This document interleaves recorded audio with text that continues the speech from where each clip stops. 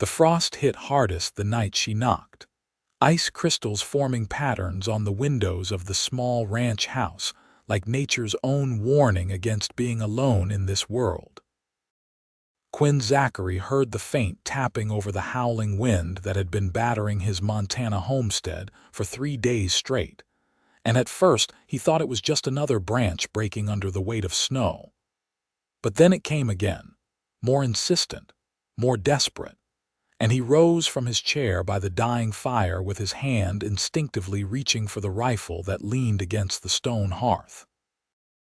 January of 1884 had arrived with a vengeance in Helena, Montana, bringing with it temperatures that froze a man's breath before it left his mouth and turned the landscape into something beautiful and merciless. Quinn had weathered 28 winters in this territory, born to it, raised by it, shaped by the harsh demands of frontier life, until he'd become as hard and unyielding as the mountains themselves. He'd built this ranch with his own hands after his parents died of fever 6 years back, carved out a life from land that fought him every step of the way. And he'd done it alone, because that's what made sense when you couldn't trust people not to leave you one way or another. The knocking came again, weaker this time, and Quinn moved to the door with caution bred from years of knowing that kindness could get you killed out here. He pulled back the heavy wooden bolt and opened the door just enough to see who'd be fool enough to travel in weather like this. And what he saw made him forget every careful instinct he'd honed over the years. A woman stood on his porch, or rather, she was collapsing onto it, her legs giving out just as his eyes found her. Quinn lunged forward and caught her before she hit the frozen boards, his arms coming around a body so cold it frightened him.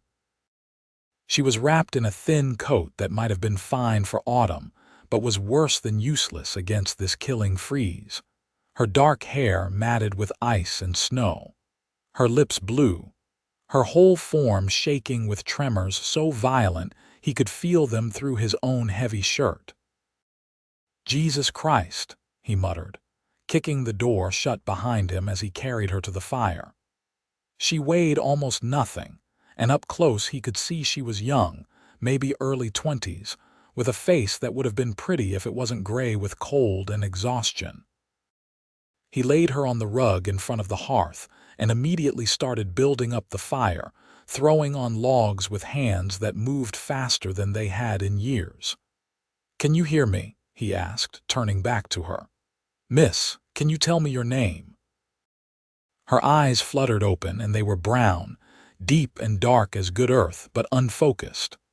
Her lips moved, but no sound came out at first, just a rattling breath that scared him worse than the cold. He'd seen men freeze to death before, knew the signs, knew he didn't have much time to get her warm. "Dakota," she finally managed, her voice barely a whisper. "Dakota Oakes."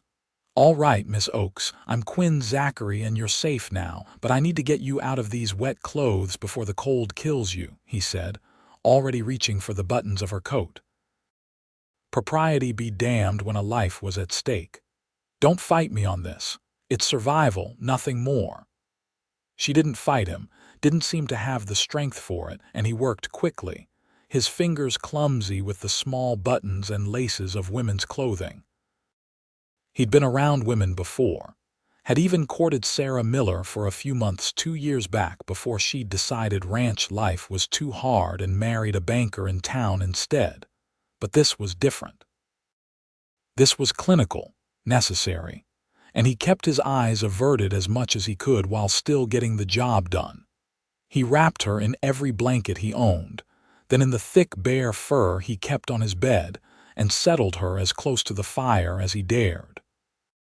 Her clothes he hung near the hearth to dry, trying not to notice how worn they were, how the dress had been mended a dozen times, how the boots had holes in the soles. A story was written in those garments, and it wasn't a happy one. Quinn put water on to boil, strong coffee and some of the broth he'd made from yesterday's rabbit. She needed warmth from the inside, too.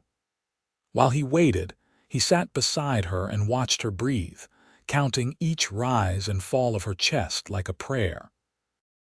The wind screamed outside, rattling the windows, and he wondered where she'd come from, how far she'd walked in this hell, and what could possibly drive someone to travel on the coldest night of winter. "Why?" he asked quietly, not expecting an answer. "What were you running from?" Her eyes opened again, more focused this time, and she looked at him with such profound sadness that he felt something crack in the carefully constructed walls around his heart. "Everything," she whispered. "I was running from everything." Over the next hour, as warmth slowly returned to her limbs and color crept back into her face, the story came out in fragments. Dakota Oakes had been traveling with her uncle, a traveling preacher named Silas Oakes, who'd taken her in after her parents died in a wagon accident when she was 12. For 10 years, she'd followed him from town to town, cooking his meals, mending his clothes, sitting silent in the back of whatever church or tent or saloon room he preached in, and enduring his increasingly violent temper when the collections were poor or the whiskey ran out. "He hit you," Quinn said, and it wasn't a question. He could see the fading bruises on her wrists now that the blankets had slipped, could read the truth in the way she flinched when he moved too quickly. "Among other things," Dakota said softly. "We were camped outside Helena, preparing for a revival meeting. He'd been drinking, and he wanted me to work the crowd differently this time, to use feminine wiles to increase donations. When I refused, he said I was ungrateful, that he'd throw me out into the cold to fend for myself since I was such a burden. So you left before he could make good on the threat. I took what I could carry and started walking. I didn't know where I was going, just knew I couldn't stay another night. The storm came up so fast and I got turned around. I saw your light through the snow and thought maybe God hadn't completely abandoned me after all." Quinn poured the hot broth into a cup and helped her sit up enough to drink it, supporting her shoulders with one arm while holding the cup with his other hand. She sipped slowly, and he watched her throat work with each swallow, watched life and strength gradually return to her. "Your uncle sounds like a bastard," he said bluntly. "Pardon my language, but a man who'd throw a woman out in weather like this doesn't deserve the title of preacher or guardian." "He wasn't always like that," Dakota said, though her voice held no conviction. "Or maybe he was, and I was too young to see it clearly. After my parents died, I had nowhere else to go. He was my only family. Well, he's not here now, and you're not going back to him." The words came out harder than Quinn intended, surprising them both. "Storm's not letting up any time soon.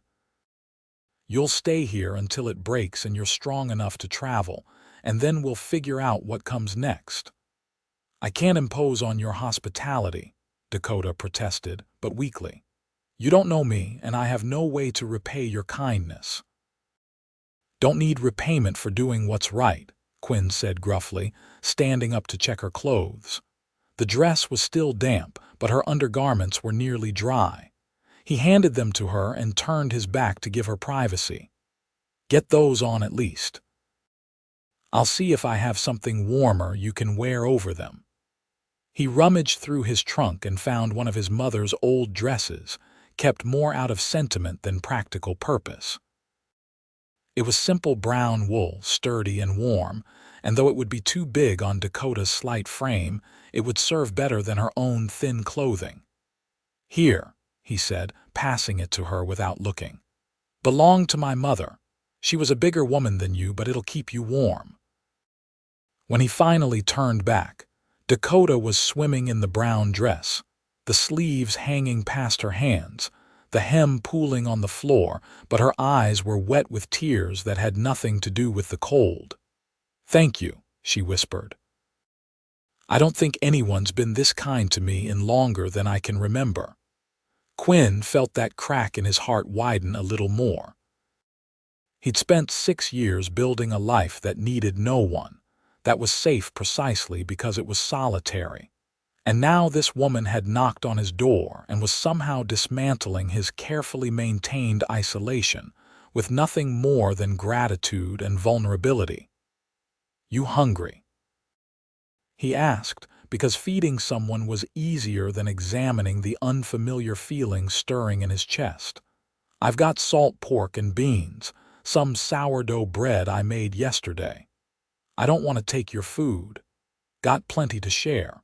Winter like this, I stock up well in advance." "Come on, you need to eat to get your strength back." He prepared a simple meal while she sat by the fire, and he was acutely aware of her presence in his home in a way that made the small space feel both more crowded and more complete. The cabin was just 2 rooms, the main area with the hearth and his kitchen table and 2 chairs, and the bedroom beyond. He'd have to give her the bed and sleep out here, which was no real hardship. He'd slept in worse places. They ate in silence at first, Dakota taking small bites as though she wasn't quite sure the food was real, or perhaps as though she'd been conditioned not to take too much, not to be a burden. Quinn found himself watching her hands as she ate, noting the calluses and scars, the evidence of hard work and harder treatment. "How long were you walking in the storm?" he finally asked. "I don't know. Hours, I think. I lost feeling in my feet somewhere around the 2nd hour. I thought I was going to die out there. I'd made peace with it, actually, thought maybe freezing wasn't the worst way to go." "Well, I'm glad you didn't," Quinn said, and meant it with a fieriness that surprised him.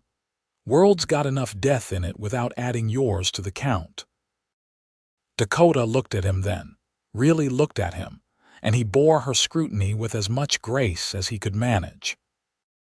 He knew what she'd see.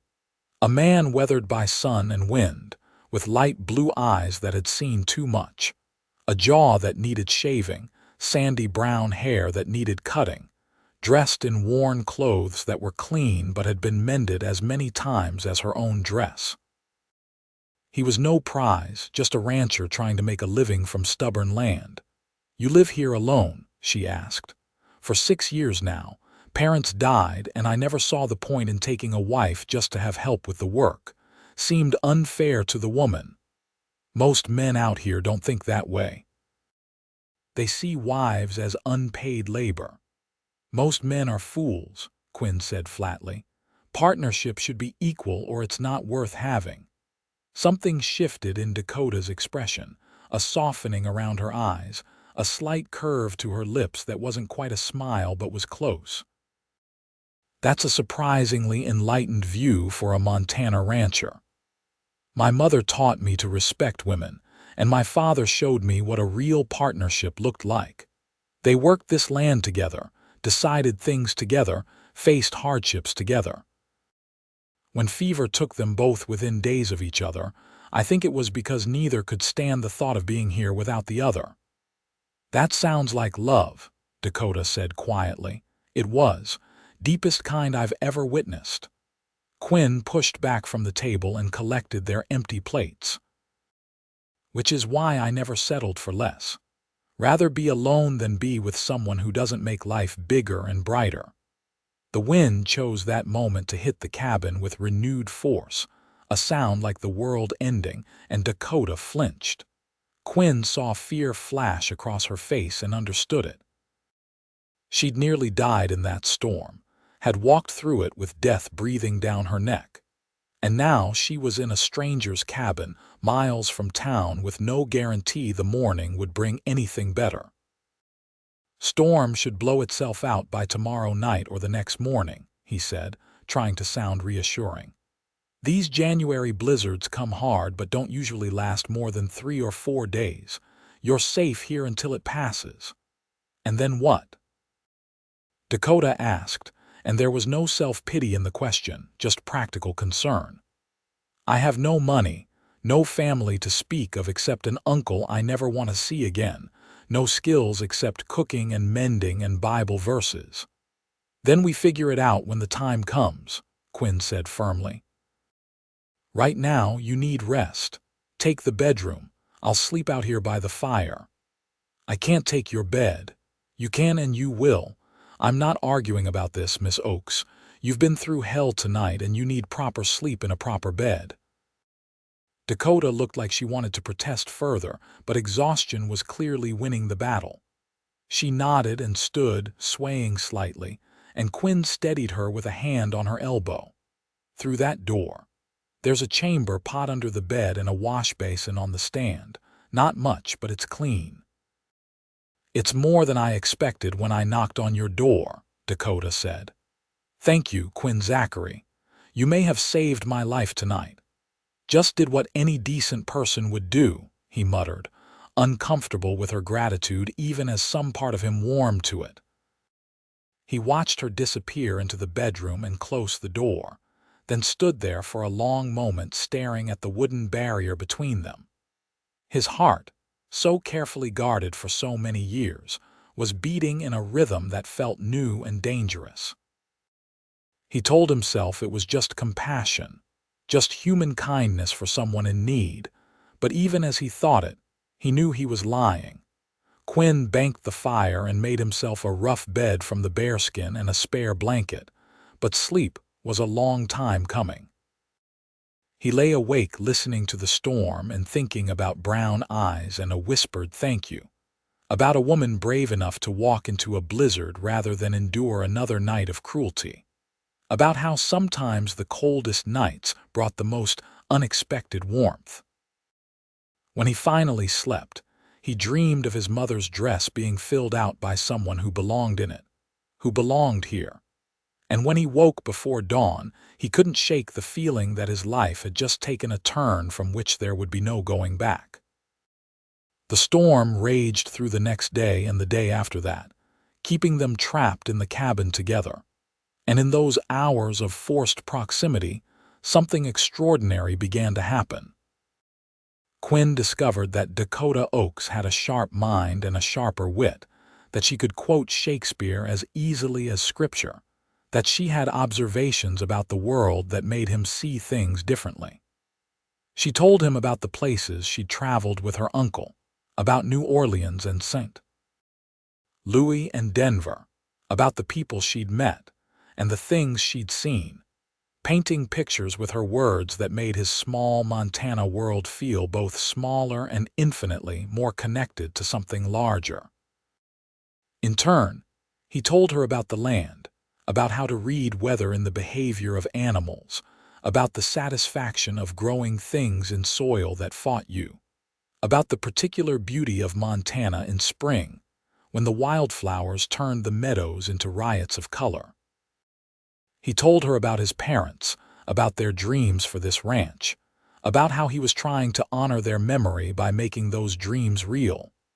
They cooked together in the small kitchen, moving around each other with increasing ease. Dakota made biscuits that were lighter than any he'd managed, and he taught her how to render fat properly for frying. They played cards with a worn deck his father had brought from Kansas, and she beat him 3 games out of 5, laughing at his mock outrage in a way that transformed her whole face.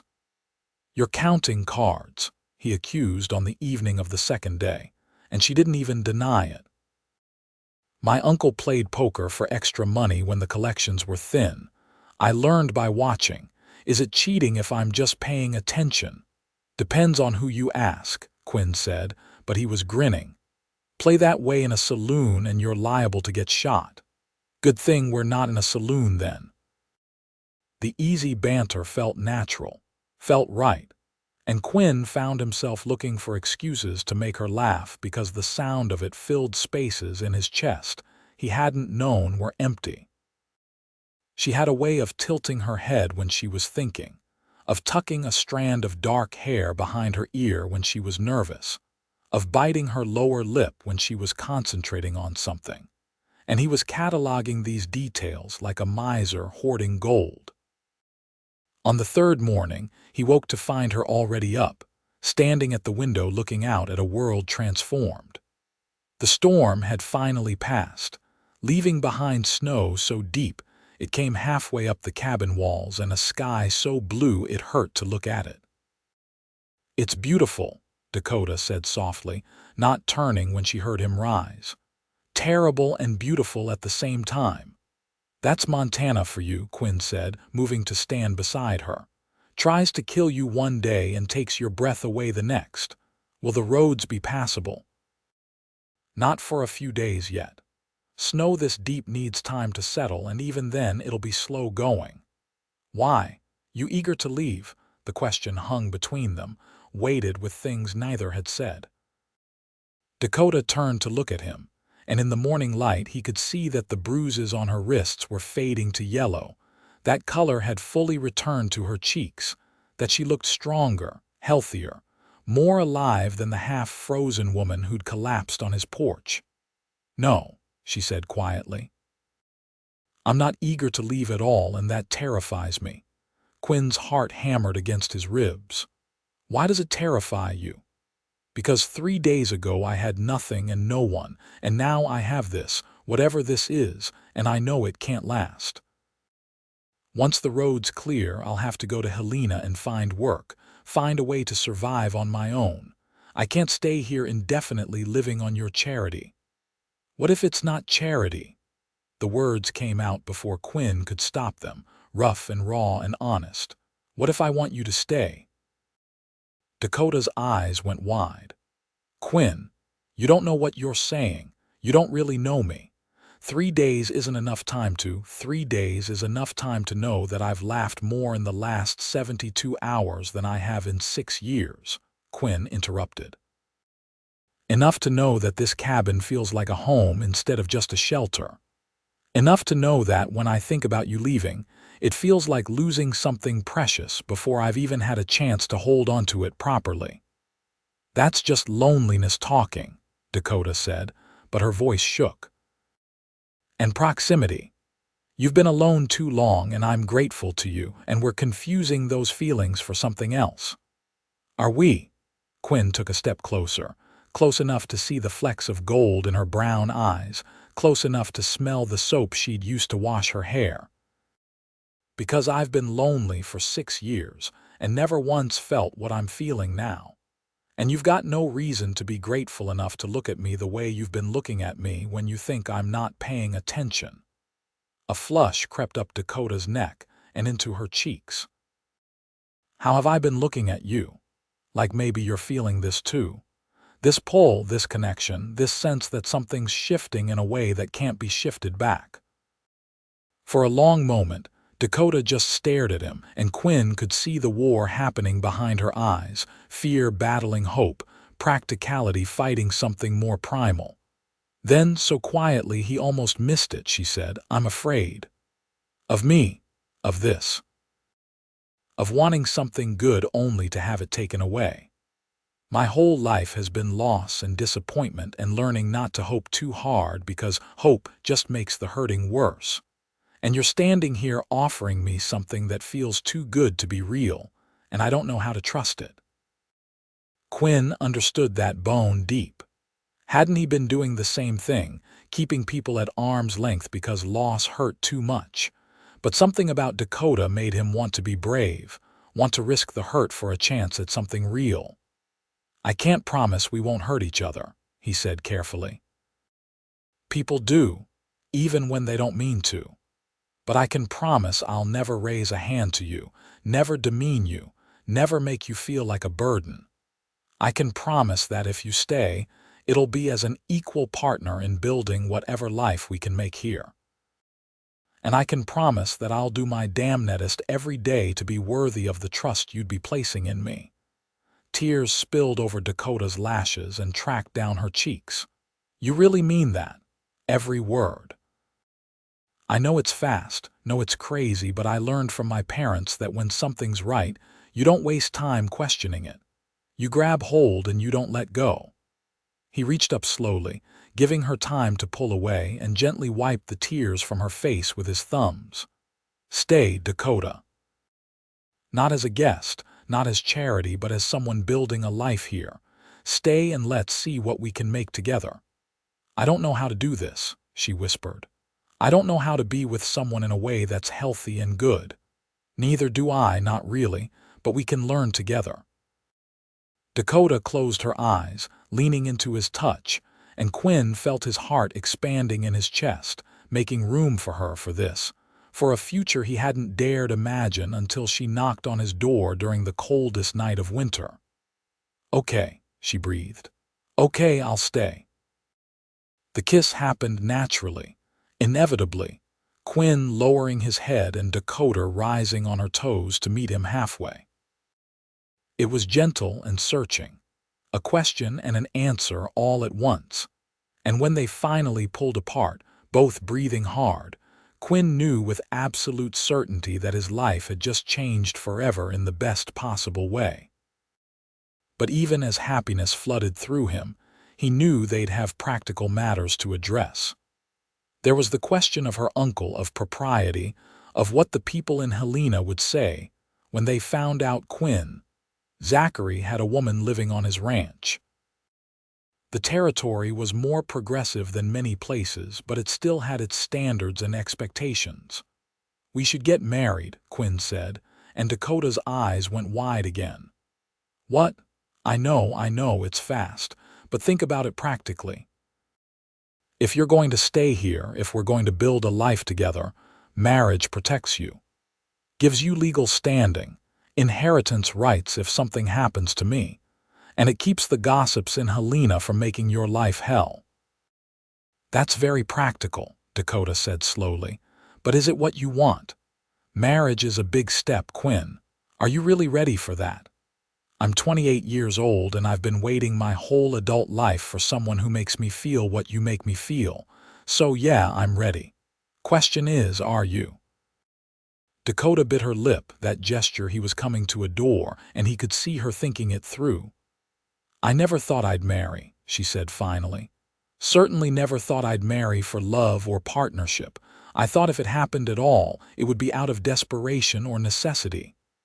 And now I'm standing here with a man who showed me kindness when I needed it most, who makes me laugh, who looks at me like I'm worth something, who's offering me a future I didn't dare dream about.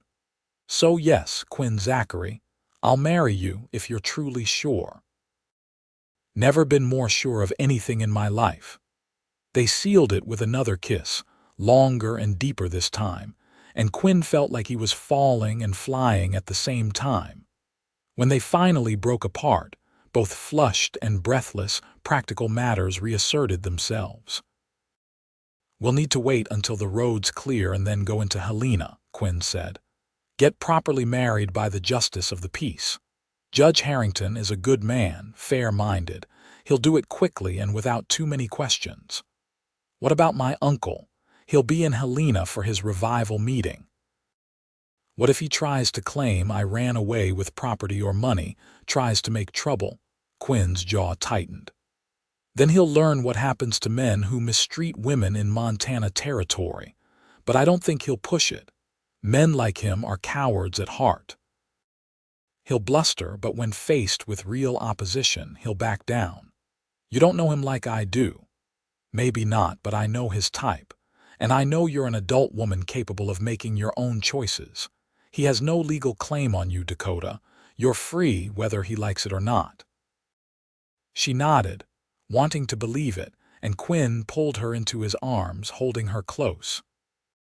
She fit against him perfectly, her head tucked under his chin, her hands fisted in his shirt, and he thought about how just 4 days ago this cabin had been empty except for him, and now it was full of possibility. The next few days passed in a strange, sweet suspension of reality. The snow was too deep for outdoor work, beyond feeding the animals in the barn and keeping paths clear. So they spent their time inside, learning each other. Quinn taught Dakota how to play chess with a set his father had carved from pine, and she taught him a French song she'd learned from a woman in New Orleans. They talked about everything and nothing, their pasts and their hopes for the future, their fears and their dreams. At night, Quinn slept by the fire and Dakota took the bedroom, but the arrangement felt increasingly wrong. They were engaged now, promised to each other, and the separation seemed arbitrary.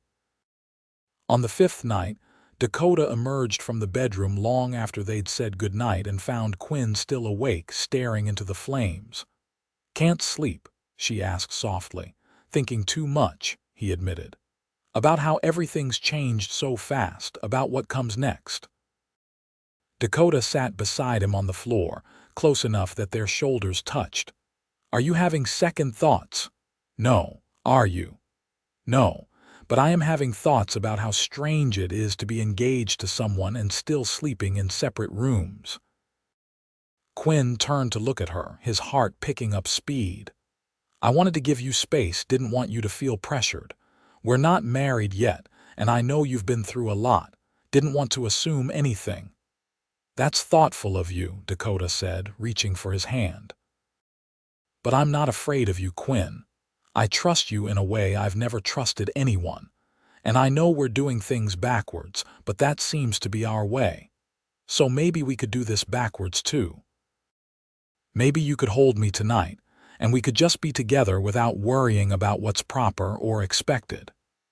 It was the bravest thing she'd said, the most vulnerable she'd been, and Quinn understood what she was offering, the trust implicit in it.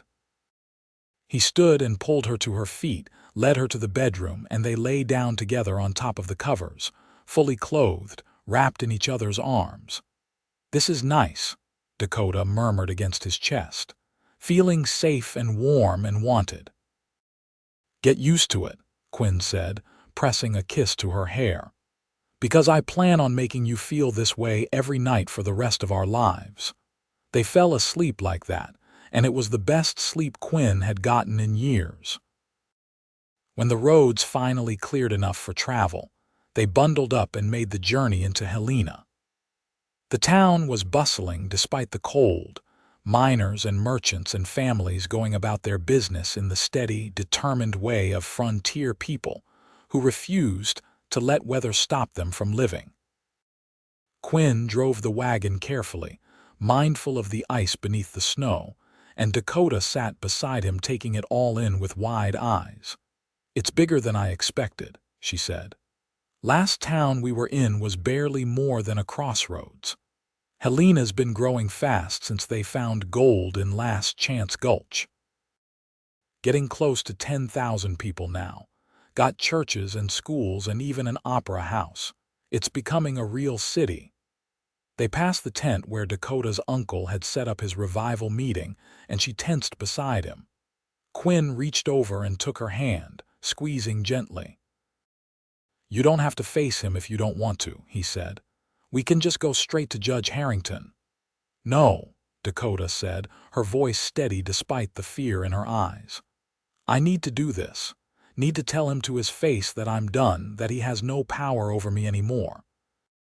Quinn admired her courage even as he worried about what Dakota Oakes might do when confronted. But he'd promised to stand beside her, so he helped her down from the wagon and they walked together to the tent, their hands linked. Inside, her uncle was setting up for that evening service, arranging chairs and hanging oil lamps. He looked up when they entered, and his face went through a rapid series of expressions. Surprise giving way to anger, giving way to a calculated charm that made Quinn's skin crawl.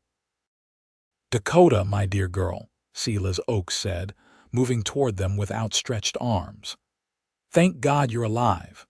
I've been worried sick since you disappeared in the storm.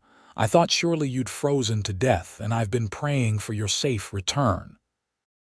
"Save your prayers and your lies," Dakota said, and her voice didn't shake at all. "You weren't worried. You were probably relieved to be rid of the burden of caring for me."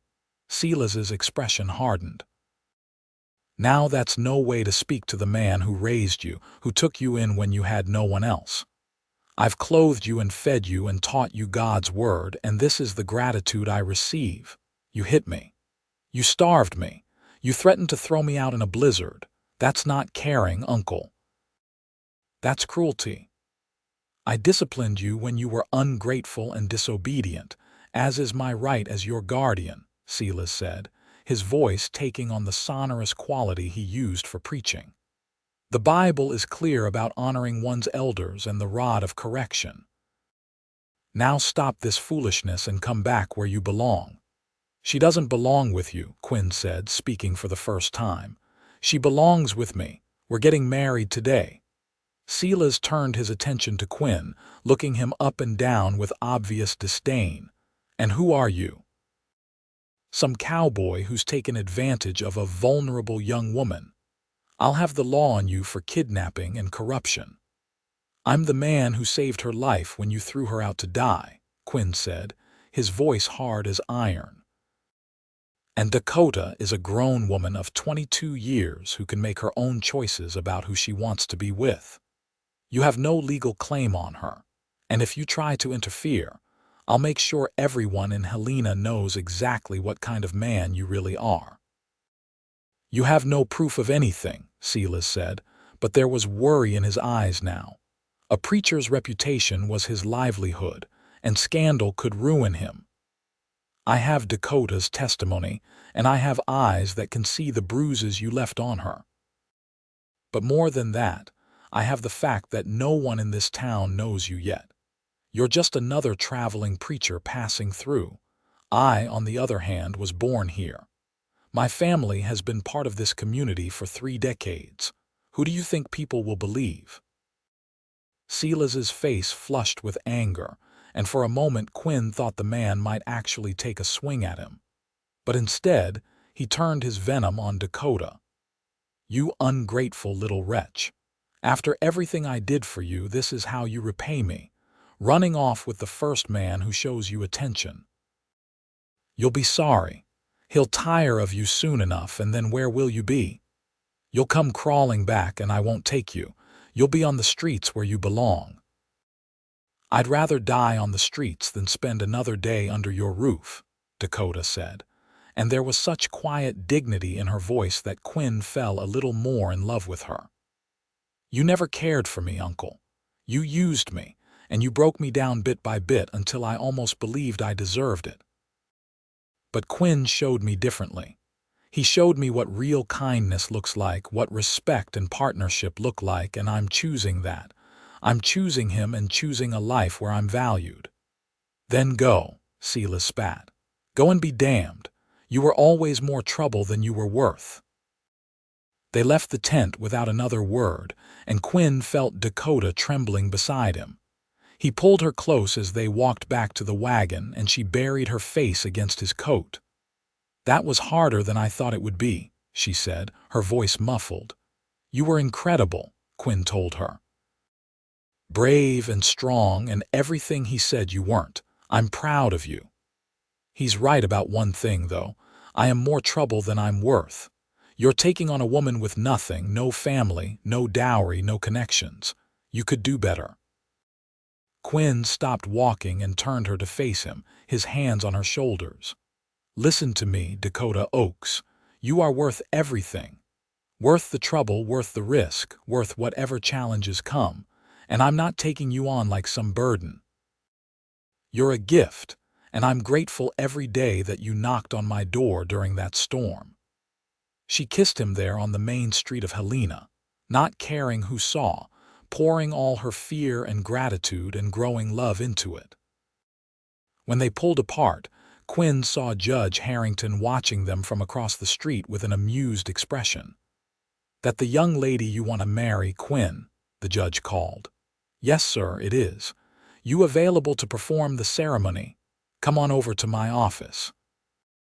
Let's get you two properly wed before you scandalize the good people of Helena any further." The ceremony was simple and quick, performed in Judge Harrington's cramped office with his wife and clerk as witnesses. Quinn didn't have a ring, but the judge's wife produced a simple gold band that had belonged to her mother, insisting Dakota take it as a wedding gift. They spoke their vows with hands clasped and eyes locked, and when the judge pronounced them man and wife, Quinn kissed his bride with all the tenderness and promise he could convey. "Take care of her, Quinn," Judge Harrington said as they prepared to leave. She's got the look of someone who's seen hard times. I intend to spend the rest of my life making sure her times are good ones, Quinn said, and meant it with every fiber of his being. They bought supplies for the ranch before heading back, and Quinn noticed how Dakota's eyes lingered on small luxuries: a bolt of calico fabric, a bar of scented soap, a tin of peaches. He bought them all without comment, wanting to give her everything she'd been denied, and her grateful smile was worth more than gold. The ride back to the ranch felt different than the ride in. They were husband and wife now, bound legally and spiritually, and the weight of it settled over Quinn not as a burden but as a comfort. This was his wife beside him, his partner, the woman who would share his life and his home and his future.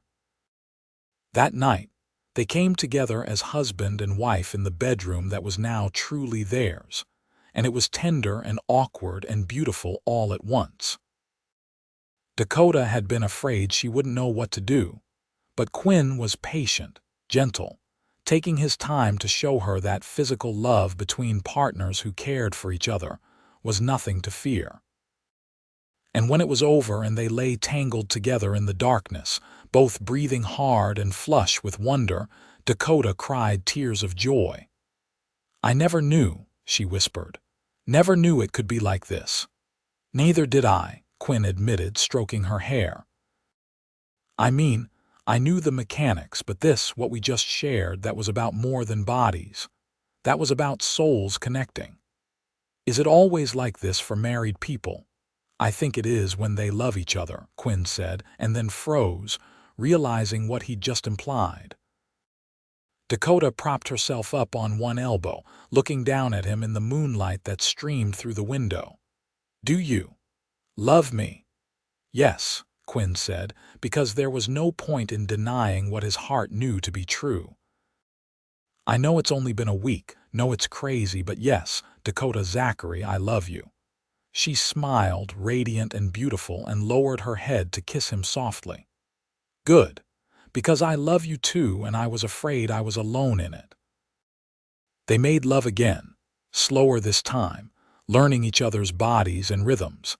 And afterward, Quinn held his wife close and thought about how the coldest night of winter had brought him the warmest gift he could imagine. Winter gave way to spring gradually, the snow melting in fits and starts, revealing the brown earth beneath that would soon burst with new growth. Quinn taught Dakota the work of the ranch, how to care for the cattle and horses, how to manage the chickens and milk the cow, how to plant the kitchen garden that would sustain them through the next winter. She was a quick learner, strong and capable, and he loved watching her confidence grow as she mastered new skills. They worked side by side during the long spring days, and in the evenings they'd sit on the porch Quinn built and watch the sun set over the mountains, talking about their dreams for the future. Dakota wanted to expand the garden, maybe sell vegetables in Helena once they had more than they needed. Quinn wanted to increase his herd, build a bigger barn, maybe hire hands once they could afford it. "I want children too," Dakota said one evening, her hand resting on her still flat stomach. "I want to fill this house with love and laughter, raise them to be kind and strong and free." "How many children?" Quinn asked, smiling. "As many as God sees fit to bless us with, though I hope the first is a boy who looks just like you." "And I hope for a girl with your eyes and your courage," Quinn countered. As it turned out, they got their wish, though not in the order they expected. Dakota discovered she was pregnant in late May, and when their first child was born in February of 1885, exactly 1 year after the night she'd knocked on Quinn's door, it was a boy they named James Dakota Zachary, after Quinn's father and Dakota's brave choice to seek help in a blizzard. The birth was hard, attended by the midwife from Helena who barely made it through another winter storm to reach them, and there were hours when Quinn feared he might lose both wife and child. But Dakota was strong, stronger than anyone gave her credit for, and she brought their son into the world with a fierce determination that left Quinn in awe.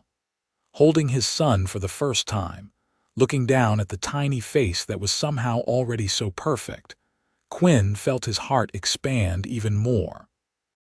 He'd thought he couldn't love Dakota any more than he already did, but seeing her nurse their child, seeing her transformation into a mother, deepened his feelings in ways he couldn't articulate. "We made this," Dakota said softly, looking up at him with exhausted joy. "We made a whole person, Quinn." "You made him," Quinn corrected. "I just helped. You're the one who carried him and brought him into the world. You're amazing." Life settled into a new rhythm after James was born. The ranch work continued, demanding and endless, but now it was punctuated by the cries of a baby, the midnight feedings, the overwhelming love that came with parenthood. Quinn discovered he was a natural father, patient and gentle, singing his son to sleep with old songs his mother had sung to him, walking the floor when James was fussy, changing diapers without complaint. "You're going to spoil him," Dakota teased one afternoon, finding Quinn letting their 6-month-old son gum on his finger while he read a seed catalog. "Can't spoil a baby with love," Quinn said. "My mother always said you can never give a child too much affection. Your mother was a wise woman. I wish I could have met her. She would have loved you, would have loved seeing us together, seeing her grandson." Dakota came to sit beside him, resting her head on his shoulder while James gurgled happily between them. "Do you ever regret it? Taking in a half-frozen stranger and completely changing your life?" "Not even for a second," Quinn said firmly. "That was the best decision I ever made, opening that door. You gave me everything I didn't even know I was missing. You gave me everything too: safety, love, a home, a family. A life worth living." They were quiet for a moment, watching their son discover his own feet, and then Quinn said, "I've been thinking about expanding the house, adding on a couple more bedrooms, a bigger kitchen. This place is getting cramped with 3 of us, and if we're planning on more children, we'll need the space." "More children?" Dakota raised her eyebrows. "Should we maybe wait until this one is sleeping through the night before we plan for more?" "Just thinking ahead," Quinn said with a grin. "But you're right. One thing at a time." But time moved faster than either of them expected. James grew from baby to toddler to a running, talking whirlwind who followed his father everywhere and adored his mother with single-minded devotion. And in 1887, they welcomed a daughter, Sarah Marie, named for Quinn's mother who'd been called Sarah and Dakota's mother who'd been Marie. 2 years after that came another boy, Thomas. And then in 1891, their youngest, a girl they named Hope because that's what she represented, the hope and joy that had blossomed from that desperate knock on a door during the coldest night of winter. The ranch prospered as the years passed. Quinn's hard work and Dakota's shrewd management turned their small homestead into one of the most successful ranches in the Helena area. They hired hands during busy seasons, treating them fairly and paying them well, earning a reputation as good employers. Dakota's garden expanded into a truck farm that supplied half of Helena with fresh vegetables, and she became known in town as the woman who could make anything grow.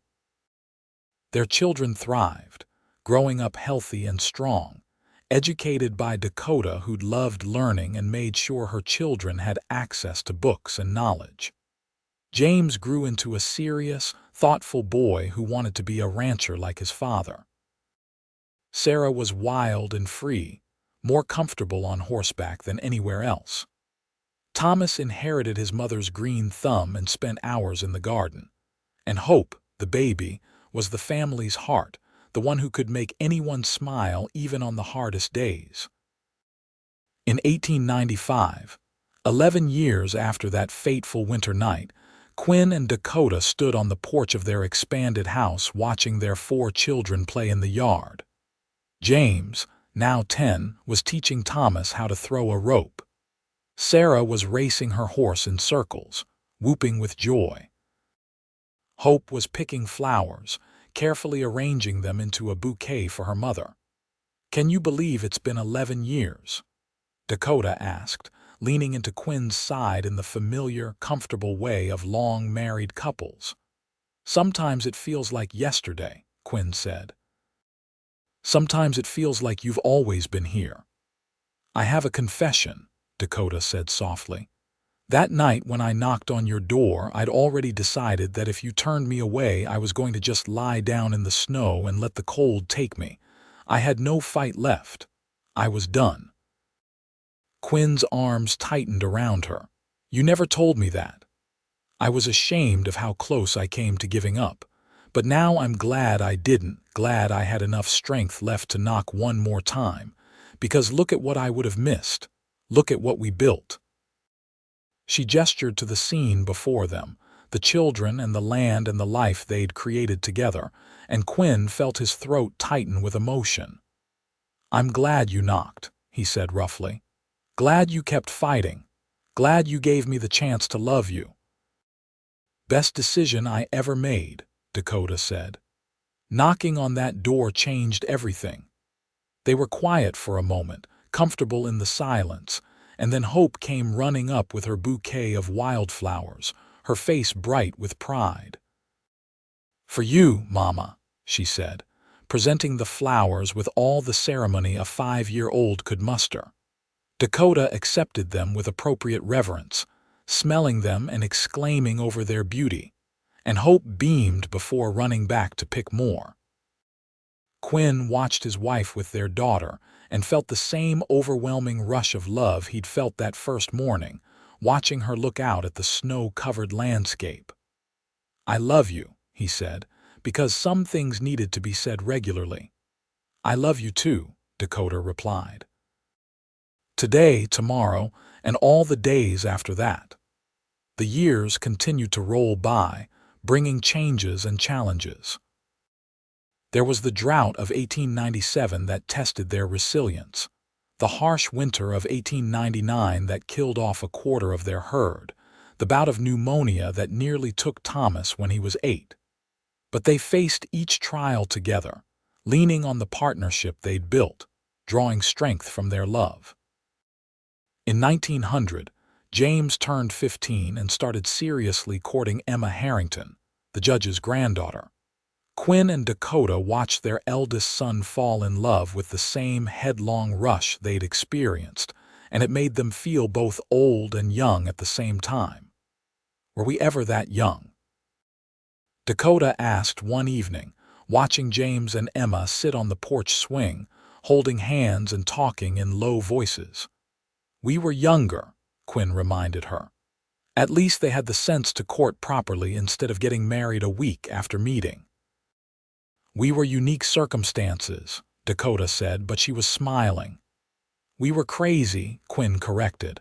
"But it worked out, didn't it? Better than I ever dreamed possible."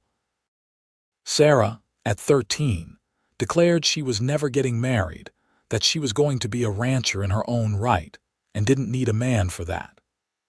Dakota supported her daughter's independence, while quietly suspecting that Sarah would change her mind when the right person came along.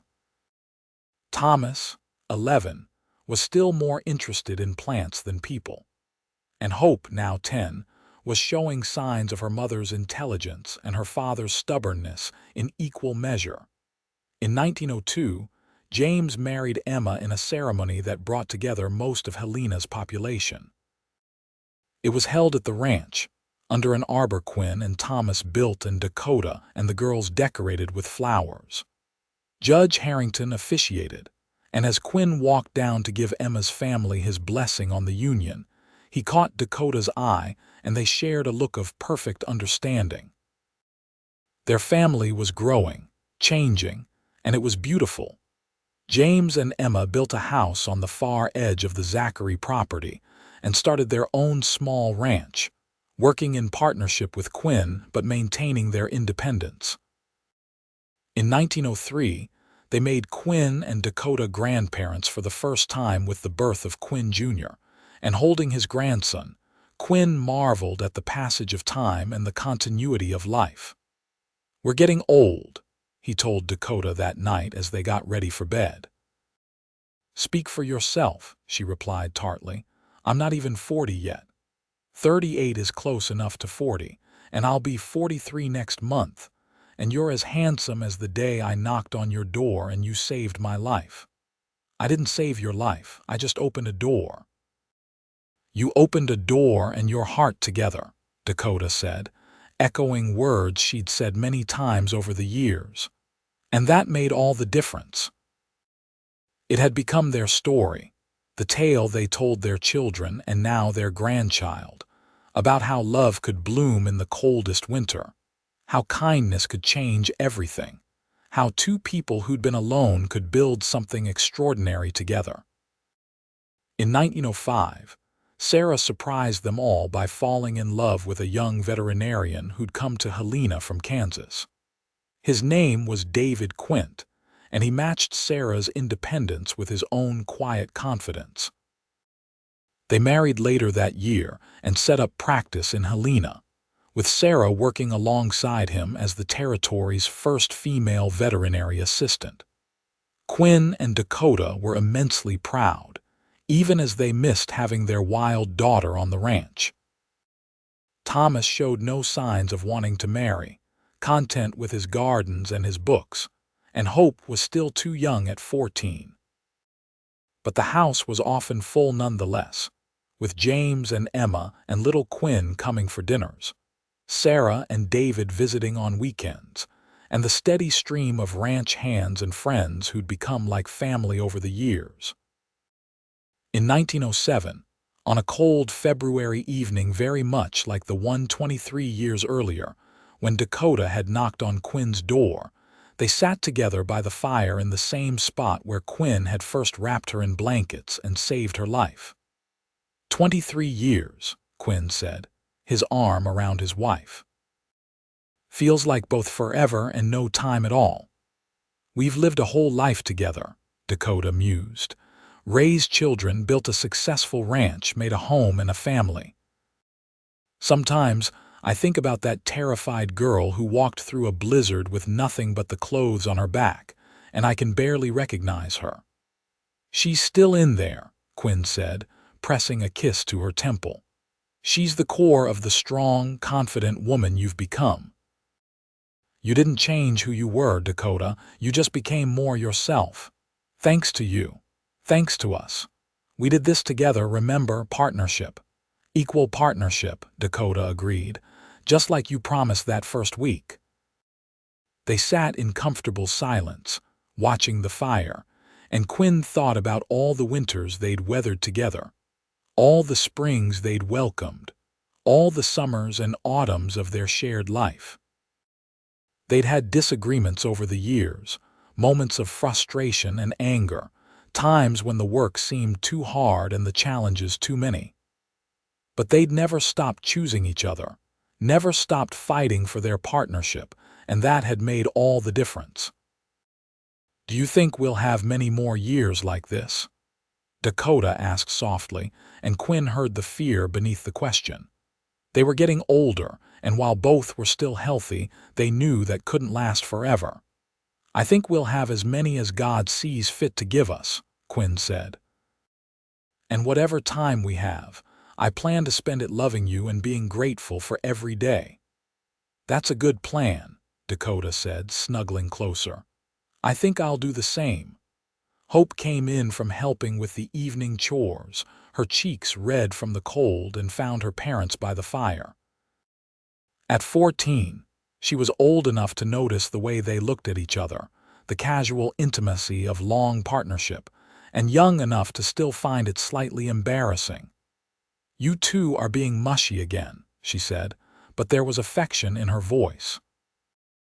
"Come be mushy with us," Dakota invited, patting the space beside her.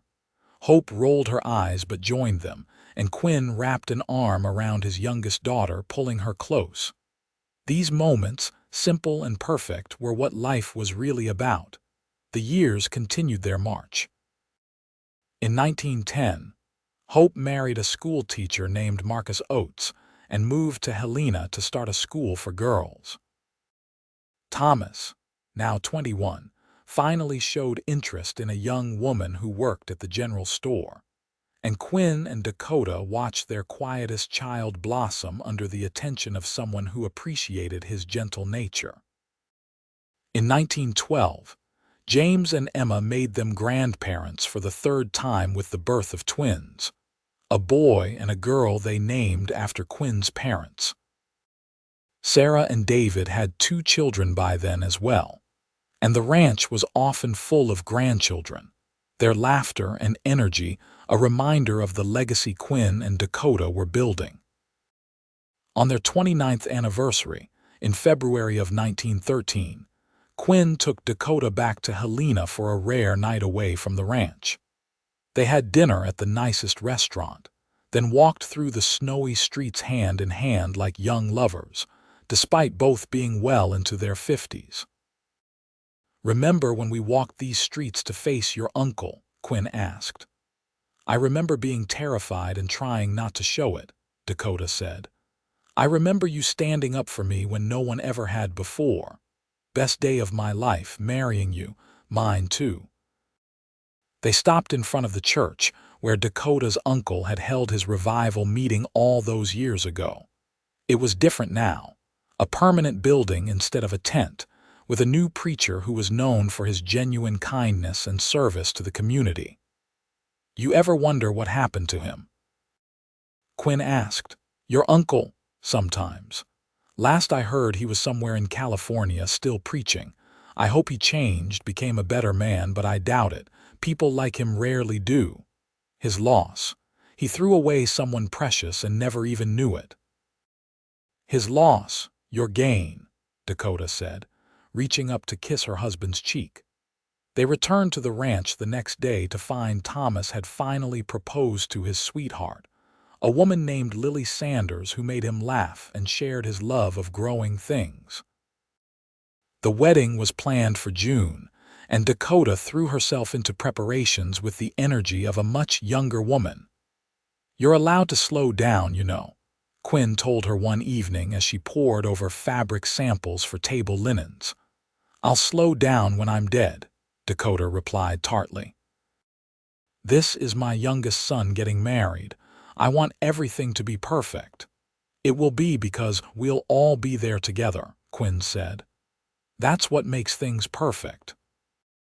The wedding was indeed beautiful, held in the garden Thomas had spent years perfecting, with flowers in abundance and love overflowing. Watching his son marry the woman he loved, Quinn felt the circle of life completing itself in satisfying ways. In 1915, Quinn turned 60, and Dakota threw him a surprise party that brought together their entire extended family. 4 children, 3 married with families of their own, plus Sarah's 2 and James's 3, and the new baby Hope was expecting. The ranch house was full to bursting, and Quinn stood in the middle of the chaos feeling overwhelmed with gratitude. "Quite a legacy you've built," Judge Harrington said, having been invited as family. "Your parents would be proud." "I hope so," Quinn said. "I tried to honor what they started, grow it into something sustainable." "You did more than that. You built an empire of love." That night, after everyone had gone home or to bed, Quinn and Dakota sat on their porch and looked out at the land they'd worked for over 30 years. "An empire of love," Quinn repeated. "The judge said that's what we built." "I like that," Dakota said. "Better than an empire of wealth or power. Love is the only thing that really matters in the end." "You taught me that," Quinn said. "Before you, I thought survival was enough." "You showed me that thriving was possible." "We taught each other," Dakota corrected. "I showed you how to open up, you showed me how to trust. Perfect partnership." They were quiet for a long moment, and then Dakota said, "I've been thinking about our story a lot lately." "About that night I knocked on your door." "Why's that?" Because I want to make sure our grandchildren know it. Know that love can come from the darkest moments, that choosing courage over fear can change everything. That sometimes the coldest nights lead to the warmest futures. We'll tell them, Quinn promised. We'll make sure they know. And they did. Over the remaining years they had together, Quinn and Dakota made sure their story was passed down, became part of the family mythology. They told it at gatherings, wrote it down for those who came after, made sure that future generations would know about the winter night in 1884 when everything changed. In 1920, they celebrated their 36th anniversary surrounded by children, grandchildren, and even a great-grandchild, James and Emma's eldest having married young and started a family. The ranch had grown exponentially, now managed primarily by James with help from Thomas when he wasn't busy with his nursery business. Sarah's veterinary practice was thriving, and Hope's school for girls had expanded to include over 50 students. Quinn, now 65, had slowed down considerably, his body bearing the weight of decades of hard ranch work. Dakota, at 58, remained vibrant and energetic, though she'd handed over most of the heavy work to younger hands. They spent their days managing the business side of the ranch, playing with grandchildren and enjoying the fruits of their labor. "We did good," Quinn said one evening as they sat in their favorite spot by the fire. "We did better than good," Dakota corrected. "We did extraordinary." In the spring of 1923, Quinn fell ill with pneumonia. It came on suddenly, and despite the doctor's best efforts and Dakota's devoted nursing, he declined rapidly.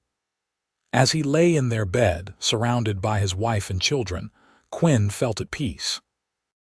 "Don't cry," he told Dakota, who was holding his hand and weeping quietly. "We had 39 years together. That's more than most people get in 2 lifetimes." "It's not enough," Dakota said. "It'll never be enough. Remember what I promised you that first week. That I'd do my best every day to be worthy of your trust. Did I keep that promise? Every single day," Dakota said through her tears. "You were the best man I've ever known, Quinn Zachary. And you were the best thing that ever happened to me. Promise me you'll keep going, keep living, keep loving. Don't let losing me stop you from thriving." "I promise," Dakota whispered, "but only because you're asking." Quinn passed peacefully that night with his wife beside him and his children nearby. He was 68 years old and had lived a full, rich life built on love and partnership.